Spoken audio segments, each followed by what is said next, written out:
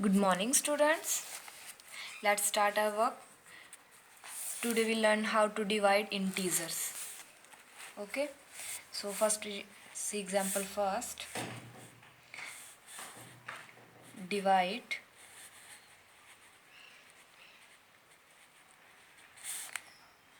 minus 210 by minus 50. So first we write minus 210 divide minus 50. तो क्या करना है हमें, सबसे पहले जो ये 210 है इसको 15 से डिवाइड करना है. ठीक है, सिंपल, विदाउट साइन. इन साइन को सबसे पहले माइंड में नहीं रखना है. तो क्या करना है, 200 को 15 से डिवाइड करना है. तो इसको जब हम डिवाइड करेंगे तो हमें क्या मिलेगा, 14. ओके, उसके बाद हमने देखना है कि जो ये इन दोनों के साइन कैसे है. अगर ये दोनों के साइन लाइक है, मीन्स एक जैसे हैं, सेम है, ये भी नेगेटिव है ये भी नेगेटिव है, तो यहाँ पे क्या आएगा, पॉजिटिव साइन आएगा.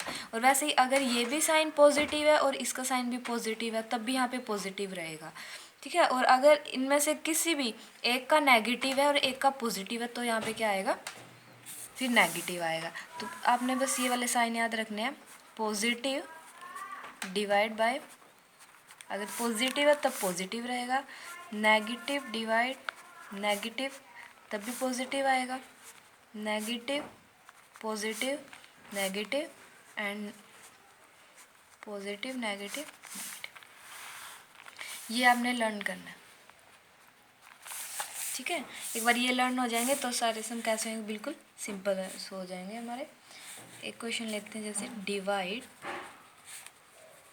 48 बाय -3. तो क्या करना है, हमने 48 को डिवाइड करना है -3.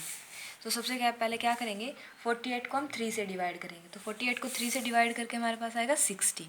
अब उसके बाद देखना है 48 का साइन कैसा है, ये तो पॉजिटिव है ना, जिसके सामने कुछ भी साइन नहीं होता दैट मीन्स वो पॉजिटिव साइन है. तो 3 के सामने लगा वो negative sign, that means 1 positive and 1 negative. तो क्या आएगा, नेगेटिव. बस आपको ये माइंड में रखना है, अगर दोनों पॉजिटिव है तब भी पॉजिटिव आएगा, दोनों नेगेटिव है तब भी पॉजिटिव आएगा, अगर एक नेगेटिव एक पॉजिटिव है तो नेगेटिव आएगा. ओके, ये सिंपल ऐसे भी लिख सकते हैं, -36 डिवाइड बाय -8. इसको सोल्व करना है. अब सबसे पहले तो 36 को 9 से डिवाइड करके क्या आएगा, 4. उसके बाद ये भी नेगेटिव और ये भी नेगेटिव. अगर दोनों साइन कैसे हो, सेम हो, तो हमारा कैसे रहता है, पॉजिटिव. तो यही हमारा आंसर होगा.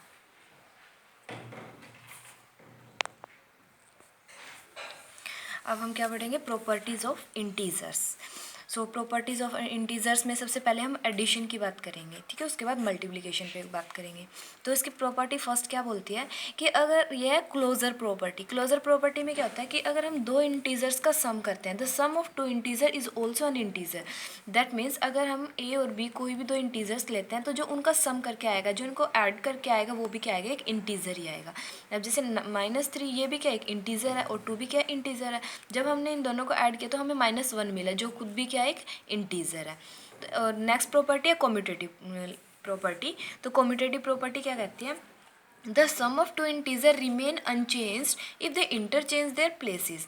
कि अगर हम टू इंटीजर्स को ऐड करते हैं तो उनका जो सम है वो अनचेंज रहता है, चाहे हम उन दोनों का इंटरचेंज भी कर दें.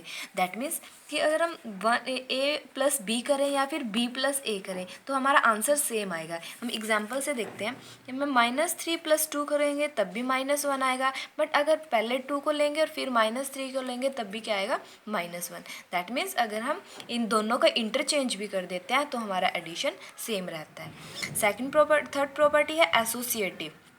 एसोसिएटिव प्रॉपर्टी में क्या होते हैं, हमारे पास हम कोई भी अगर 3 इंटीजर्स लेते हैं तो उनमें से अगर हम पहले 2 को ऐड करके फिर उसमें थर्ड को ऐड करें, या फिर पहले लास्ट के 2 को ऐड करके फिर उसमें फर्स्ट को ऐड करें तो हमारा आंसर सेम आता है. तो ये वाली प्रॉपर्टी है वो a + b + c. That means पहले हम a + b को ऐड करेंगे, उसके बाद उसमें c को ऐड करेंगे. तो ये किसके इक्वल आएगा कि चाहे हम पहले b और c को ऐड कर ले और उसके बाद उसमें a को ऐड करेंगे तो सेम आएगा.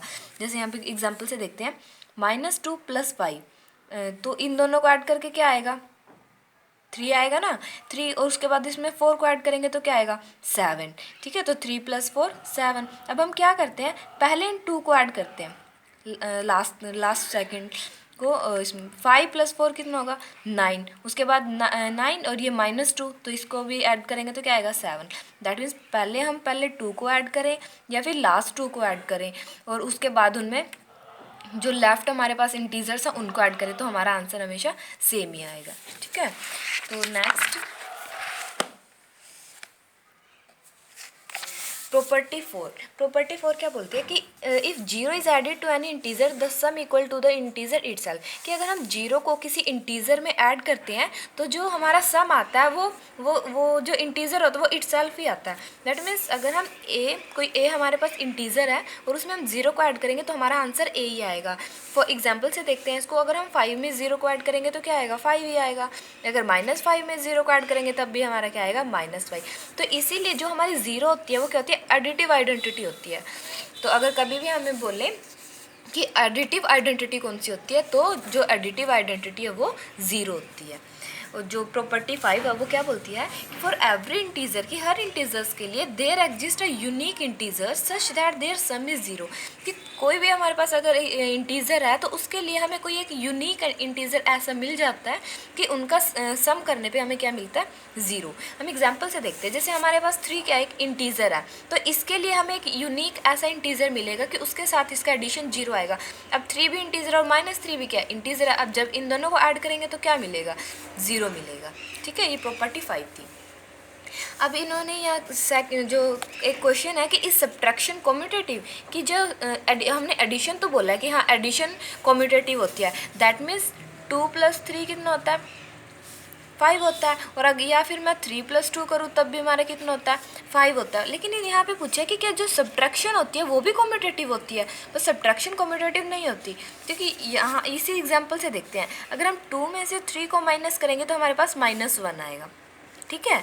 बट अगर हम 3 को पहले लिख लेते हैं और 2 को माइनस लिखते हैं और फिर इनको सब्ट्रैक्ट करते हैं तो हमारा 1 आता है, ठीक है। तो फिर क्या हुआ, ये दोनों तो सेम नहीं आए, इसका मतलब क्या हुआ कि जो हमारी सब्ट्रैक्शन होती है वो कम्यूटेटिव नहीं होती।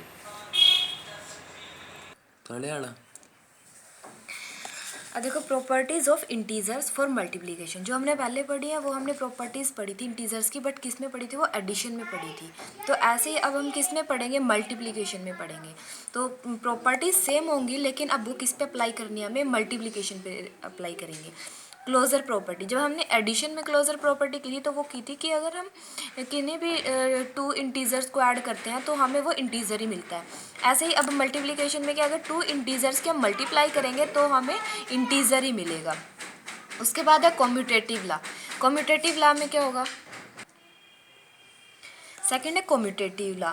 तो कम्यूटेटिव लॉ में उसमें हमने क्या किया था कि हम अगर किसी भी 2 इंटीजर को ऐड करते हैं तो उनका आंसर सेम रहता है जब हम उन दोनों को इंटरचेंज भी कर दें। दैट मीन्स अगर हम एडिशन में क्या किया था कि 2 + 4 6 करते थे और 4 + 2 भी 6 होता था, तो इसने बोला कि जो मल्टीप्लिकेशन होती है वो उसमें भी कम्यूटेटिव लॉ होल्ड करता है। दैट मीन्स 2 की 4 से मल्टीप्लाई करके भी 8 आता है और 4 की 2 से मल्टीप्लाई करके भी क्या आएगा 8 ही आएगा। दैट मीन्स कम्यूटेटिव लॉ है जो वो मल्टीप्लिकेशन में भी होल्ड करता है। उसके बाद है associative law. Associative law addition में हमने किया था कि 2 इंटीजर्स को फर्स्ट 2 इंटीजर्स को पहले ऐड कर लो, उसके बाद थर्ड को ऐड करेंगे और फिर जो सेकंड उस तरफ राइट साइड में क्या करेंगे पहले लास्ट 2 इंटीजर्स को ऐड करेंगे उसके बाद फर्स्ट को ऐड करेंगे तो सेम आएगा। तो इसमें क्या कि पहले 2 इंटीजर्स की मल्टीप्लाई करेंगे और उसके बाद उसकी थर्ड के साथ मल्टीप्लाई करेंगे तब भी हमारा आंसर वही आएगा। और ये अगर हम लास्ट के 2 इंटीजर्स को पहले मल्टीप्लाई कर लेते हैं उसके बाद फर्स्ट इंटीजर से मल्टीप्लाई करते हैं तब भी हमारा आंसर क्या रहता है सेम रहता है, ठीक है। उसके बाद हमने किया था कि जो 0 होती है वो कैसी आइडेंटिटी होती है एडिटिव आइडेंटिटी होती है। इसीलिए तो क्योंकि हम किसी भी इंटीजर में जब 0 को ऐड करते थे तो हमारा वो इंटीजर वही आ जाता था। तो अब मल्टीप्लिकेशन में क्या करेंगे कि किसी भी इंटीजर की अगर हम 1 से मल्टीप्लाई करते हैं तो वो इंटीजर वापस आता है, तो इसीलिए जो 1 होगा वो क्या होगा मल्टीप्लिकेटिव आइडेंटिटी होगी, ठीक है। उसके बाद फिफ्थ प्रॉपर्टी है कि हम product of N integer and zero is always zero, कि अगर हम किसी भी इंटीजर की जीरो से प्रोडक्ट कर देते हैं तो क्या आता है हमारे पास, वो जीरो आता है। तो इसलिए इसने बोला कि जो किसी भी integer and zero is always zero, जो प्रोडक्ट होती है इंटीजर की और जीरो की वो हमेशा जीरो ही आती है। हमेशा आपने याद रखना कि अगर हम किसी भी इंटीजर को जीरो से मल्टीप्लाई करेंगे तो हमारा आंसर जीरो ही आएगा। ओके, तो सिक्स प्रॉपर्टी है हमारे पास डिस्ट्रीब्यूटिव लॉ ओवर एडिशन। तो ये है डिस्ट्रीब्यूटिव लॉ, ये हमने एडिशन में नहीं किया था, मतलब जो ये होता है ये एडिशन का और मल्टीप्लिकेशन का दोनों का कंबाइंड होता है। कैसे, यहाँ से ही देखना है। सबसे पहले फर्स्ट इंटीजर मल्टीप्लाई ब्रैकेट में सेकंड इंटीजर प्लस में थर्ड इंटीजर, दैट मीन्स कि हमने कोई एक हमारे पास इंटीजर दे रखा है, उसकी मल्टीप्लाई को कैसे करना है, सेकंड और थर्ड का सम करके फिर उसकी मल्टीप्लाई। और इसको हम कैसे ओपन करेंगे कि फर्स्ट इंटीजर की मल्टीप्लाई सेकंड इंटीजर से, उसके बाद फिर ये प्लस फर्स्ट इंटीजर की मल्टीप्लाई थर्ड इंटीजर से। ठीक है, जैसे हम यहाँ पे सॉल्व करते हैं, कोई एग्जांपल दिया होगा 9 मल्टीप्लाई -3 + 6, तो कैसे ओपन हुआ ये 9 मल्टीप्लाई -3 फिर plus 9 multiply 6।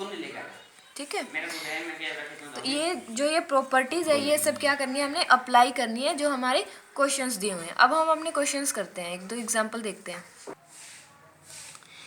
Question number 1 multiple choice question है ये। Closure property does not hold good in integer 4।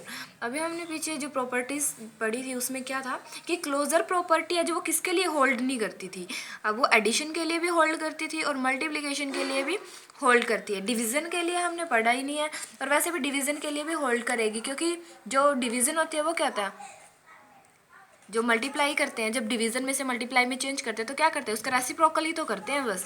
तो इसका मतलब क्लोजर प्रॉपर्टी सिर्फ किस में होल्ड नहीं करती, सब्ट्रैक्शन में होल्ड नहीं करती वो। Okay, in integer 1 is the identity for. Integers में 1 वो किसकी आइडेंटिटी होती है, मल्टीप्लिकेशन की होती है, डिवीजन की होती है, सब्ट्रैक्शन की होती है, एडिशन की होती है। तो हमने जो पीछे पढ़ा है वो किसके लिए प्रॉपर्टीज़ पढ़ी है, या तो मल्टीप्लिकेशन के लिए पढ़ी है या फिर एडिशन के लिए। बट जो आइडेंटिटी होती है एडिशन की वो तो ज़ीरो होती है, तो मल्टीप्लिकेशन की आइडेंटिटी क्या हुई, 1 हुई। Okay, question number 2 which of the following statement is are true और फॉल्स। तो इसमें से बताना है कि कौन सी स्टेटमेंट ट्रू दी हुई है और कौन सी स्टेटमेंट फॉल्स दी हुई है। 5 multiply -3 is equals to -3 multiply 4। अब इसमें देखो कौन सी प्रॉपर्टी लगी हुई है, यहाँ पे कम्यूटेटिव प्रॉपर्टी लगी हुई है ना, कि A cross B is equals to B cross A। तो सेम है, दोनों की मल्टीप्लाई करेंगे, 5 - 3 इनकी मल्टीप्लाई करेंगे तो क्या आएगा -15। सेम -3 की 5 से मल्टीप्लाई करेंगे तो तब भी क्या आएगा -15। दैट मीन्स ये कैसी हुई, ये ट्रू हुई। 545 मल्टीप्लाई 0 इज इक्वल टू 545। अभी हमने रिसेंटली यही रीड किया था कि किसी भी इंटीजर की जब हम 0 से मल्टीप्लाई करते हैं तो हमारा आंसर क्या आना चाहिए, 0 आना चाहिए, लेकिन यहाँ पे क्या लिखा हुआ है 545। दैट मीन्स ये कैसी है, फॉल्स। उसके बाद -3 multiply 4 plus -6 is equals to -4 multiply 4 -3 multiply 4 -3 multiply -6। अभी हमने डिस्ट्रीब्यूटिव लॉ रीड किया था तो उसमें क्या दिया हुआ था, इसके अकॉर्डिंग हमारा क्या आंसर आना चाहिए था, -3 मल्टीप्लाई 4। ओके है बिल्कुल। उसके बाद बीच में क्या आता था, प्लस, लेकिन यहाँ पे क्या दिया हुआ है, माइनस। तो ये तो सेटिस्फाई नहीं कर रहा ना हमारी डिस्ट्रीब्यूटिव लॉ की प्रॉपर्टी को। उसके बाद -3 × -6 ये ठीक है, लेकिन यहाँ पे हमारा पॉजिटिव आना चाहिए था, तो ये भी कैसी हुई, फॉल्स। उसके बाद -7 मल्टीप्लाई 1, तो -7 की 1 से मल्टीप्लाई करके क्या आता, सेम हम बोलते हैं ना कि मल्टीप्लिकेशन में है जो 1 आइडेंटिटी होती है, दैट मीन्स अगर हम 1 से मल्टीप्लाई करते हैं वो इंटीजर इटसेल्फ आता है, बट यहाँ पे तो नेगेटिव साइन नहीं दिया हुआ, तो इसलिए ये भी क्या हुआ, फॉल्स। -5 × -2 इज एन इंटीजर, ये कौन सी प्रॉपर्टी हुई, क्लोजर प्रॉपर्टी। और हमने क्लोजर प्रॉपर्टी में पढ़ा था कि अगर हम किसी भी 2 इंटीजर की मल्टीप्लाई करते हैं तो वो क्या आता है, अगेन एक इंटीजर ही आता है। दैट मीन्स ये कैसा हुआ, ट्रू हुआ, कि इन दोनों की मल्टीप्लाई करके हमें क्या मिलेगा, एक इंटीजर ही मिलेगा। Okay, question number 3, find the product of the following using quicker grouping. हमने इसमें क्या करना है, एक ग्रुपिंग करनी है, पहले एक ग्रुप बना के फिर उनकी मल्टीप्लाई करनी है। ठीक है, अब देखो अगर हम ऐसे मल्टीप्लाई करेंगे कि 235 की पहले 99 से मल्टीप्लाई करेंगे, फिर प्लस में क्या करेंगे 235 की 1 से मल्टीप्लाई करके फिर उसको ऐड करेंगे, तो ये तो काफ़ी लेंथी हो जाएगा। तो हमने क्या करना है, पहले ग्रुपिंग बना लेनी है। तो इसकी कैसे ग्रुपिंग बनाएंगे हम, अब देखो इसमें डिस्ट्रीब्यूटिव ला तो वह शो रहा है ना, मैं क्या यहाँ पे डिस्ट्रीब्यूटिव ला लगा हुआ है, तो उसके अकॉर्डिंग ही हम वर्क करेंगे। देखो यहाँ पे हमने क्या किया, यहाँ पे 235 है और यहाँ पे भी 235 है, बीच में प्लस का साइन है, तो हमने क्या किया 235 को हमने कॉमन ले लिया। जब 235 कॉमन आ गया तो यहाँ पे क्या बचा 99 प्लस 235 हमने कॉमन ले लिया, यहाँ पे क्या बचा 1। ठीक है, तो अब हमें कितना इजी हो गया, अब हम 99 में पहले 1 को ऐड करेंगे, 99 में 1 को ऐड करके क्या आएगा हमारा 100। उसके बाद 235 मल्टीप्लाई था ना, तो ऐसे ही लिख दिया 235 मल्टीप्लाई 100। अब 235 को जब हम 100 से मल्टीप्लाई करेंगे तो बहुत ईजी है, तो क्या करें 235 की 100 से मल्टीप्लाई करके हमारे पास ये आ जाएगा, ये हमारा आंसर होगा। नेक्स्ट में हमें दिया 235 मल्टीप्लाई क्या दिया 235 मल्टीप्लाई 499 मल्टीप्लाई 0। तो क्या करना, अब देखो अगर हम इसके अकॉर्डिंग करेंगे तो हमें पहले 235 की 499 से मल्टीप्लाई करनी पड़ेगी, बट हमें पता है जब भी हम किसी की मल्टीप्लाई 0 से करते हैं तो हमारे पास 0 ही आता है, तो उसके लिए पहले इसके मल्टीप्लाई करने की क्या ज़रूरत है, हम पहले 0 से ही मल्टीप्लाई करते हैं ना। तो ऐसा ग्रुप बनाते हैं जिसमें पहले 0 से मल्टीप्लाई करनी पड़े। तो हमने क्या किया, ये ग्रुप बनाया 235 मल्टीप्लाई 0 मल्टीप्लाई 499।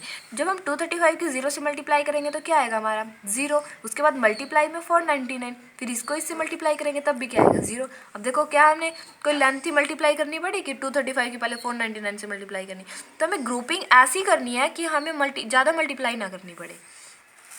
क्वेश्चन नंबर 3 में देखते हैं 27 मल्टीप्लाई -8 प्लस 27 मल्टीप्लाई -10। ठीक है, तो इसमें क्या है, इसमें देखो अदरवाइज तो हमें मल्टीप्लाई करनी पड़ती, पहले इसकी मल्टीप्लाई फिर इसकी मल्टीप्लाई फिर दोनों को ऐड करना पड़ता। तो हमने क्या किया, यहाँ पे भी 27 है यहाँ पे भी 27 है, तो क्या किया दोनों में से 27 को कॉमन ले लिया। 27 को कॉमन लेने के बाद यहाँ पे क्या बचा -8, फिर यहाँ पे 27 कॉमन आ गया, यहाँ पे क्या बचा -10 -10 एंड -8 -18। तो 27 के -18 से मल्टीप्लाई करके हमारे पास क्या बचेगा 1626। यही हमारा क्या होगा आंसर होगा। उसके बाद हम करते हैं